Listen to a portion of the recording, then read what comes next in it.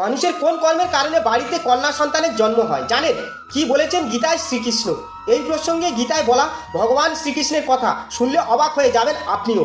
শাস্ত্রে উল্লেখ আছে যে নারীকে সৃষ্টি করার সময় ব্রহ্মার প্রায় 7 দিন সময় লেগেছিল।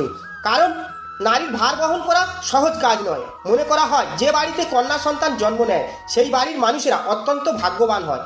হাজার জন্ম পূর্ণ করলে তবেই কন্যা সন্তানের পিতামাতা হওয়া যায়। মূলত যে দম্পতি কখনো পাপ কর্মের সঙ্গে যুক্ত থাকেন না, কখনো কারো ক্ষতি করেননি, তারাই কন্যা সন্তানের বাবা মা হয়ে থাকেন। ভগবান শ্রীকৃষ্ণ গীতায় বলেছেন একমাত্র যারা কন্যা সন্তানের ভার বহন করতে পারেন তাদেরকেই এই সৌভাগ্যের সুযোগ দেওয়া হয়।